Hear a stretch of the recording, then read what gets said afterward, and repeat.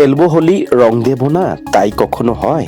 হ্যাঁ, বসন্তের বাসন্তিক ছোঁয়ায় কোকিলের কুহুতানে গুঞ্জরিত পলাশের সাথে মনের রঙে রাঙাতে বাঙালির দোলযাত্রা দোরগোড়ায়। ট্যাংরার অ্যাক্টিভ অ্যাক্রেস অ্যাপার্টমেন্টের সকল বাসিন্দাদের নিয়ে ধাপ ধামাল সহ বসন্ত উৎসবের আয়োজন করা হয় 8ই মার্চ মহা ধুমধাম ভাবে, যেখানে রঙের পাশাপাশি ছিল নাচ গান, খাওয়া দাওয়া, আড্ডার এক রামধনু রঙের রঙিন বাহার। কমপ্লেক্সের সমস্ত বাসিন্দাদের এই উদ্যোগ সত্যি চমকপ্রদ।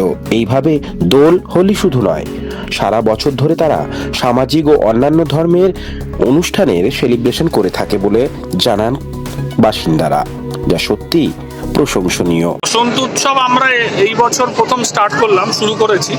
এর আগে আমরা হোলিকা, যেটা ধাপ উৎসব হয় আর কি, যেটা আপনাদের হোলির আগে নর্থ ইন্ডিয়ান কমিউনিটি যেটা ধাপ উৎসব বলে, সেটাই হতো এখানে আর কি এতদিন ধরে। তো আমরা এই বছর বসন্ত উৎসবেই প্রথমবার শুরু করেছি। আমাদের ইচ্ছা ছিল যে ট্র্যাডিশনাল ডান্স আর কিছু গান দিয়ে এটা উদযাপিত করব। তো এটা প্রথমবার আমরা এখানে স্টার্ট করেছি। তো এই আজকে এখানে কি কি হচ্ছে? আমাদের ডান্স পারফরমেন্স আপনি দেখতে পাচ্ছেন। এরা তনুশ্রী শঙ্কর ডান্স একাডেমির এক্স স্টুডেন্ট, ওনাদের সাথে অ্যাসোসিয়েটেড আছে। তারা ডান্স পারফরমেন্স স্টার্ট করবে। কিছু রবীন্দ্রভারতী ইউনিভার্সিটি থেকেও এসছে স্টুডেন্ট, তারা নিজেদের মতো, যারা ফ্রিল্যান্সার, তারা নিজেদের মতো গান করেছে, ডান্স করেছে। এইভাবেই একটা আমরা এনভায়রনমেন্ট ক্রিয়েট করার চেষ্টা করেছি, যেখানে আমরা এইভাবে আমাদের নিজস্ব স্টাইলে একটা বসন্ত উৎসবকে উদযাপিত করতে পারি। আপনারা তো অন্যান্য বা সামাজিক কাজ বা ধর্মীয় কাজও পালন করেন, সেগুলো নিয়ে কি বলবেন?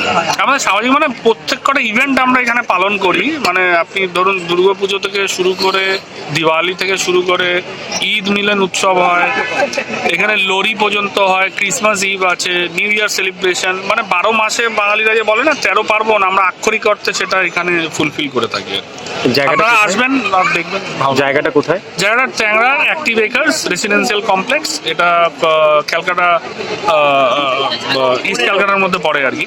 হ্যাঁ, ক্যালকাটা 15 আমার পিনকোড নাম্বার। আজকে এই অনুষ্ঠানে বিশিষ্ট কি কোনো মানুষ আসছে?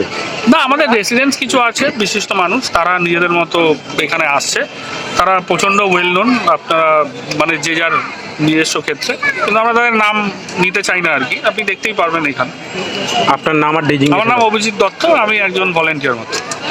प्रणाम, नमस्ते। आज जो हमारे यहाँ फंक्शन हो रहा है, आप लोग देख रहे हैं, ये होली का उत्सव है, जिसमें अपने पहले बंगाली का नया साल का जो इन लोग का फंक्शन हो रहा है, उसके बाद अपना होली का प्रोग्राम होगा। फिर 13 तारीख को होलिका दहन है, 14 तारीख को होली का पूरा अपना खेलने का होगा। और अपने ये उत्सव और बाकी और भी उत्सव सब एक संग मिल के यहाँ करते हैं। फिर जिस हिसाब से अभी रमज़ान चल रहा है, उसके बाद अपना ईद का भी फेस्टिवल यहाँ होगा। मेरा यही कहना है सबसे, जिस हिसाब से एक्टिव एक्टर्स में ये फंक्शन होता है, हम लोग सब मिल के रहते हैं, हर कम्युनिटी के लोग। मैं यही चाहता हूँ सब जगह ऐसा ही प्यार रहे और इसी तरीके से सबको रहना चाहिए। और आने वाले दिनों में हमारे एक्टिव एक्टर्स का नाम पहले भी बहुत आगे बढ़ा है और भी आगे बढ़ेगा। ये जो कल्चर हम लोग अपनाए हैं, सबको संग में लेके चलने का, ये बहुत ही एक बढ़िया हम लोग का योगदान है।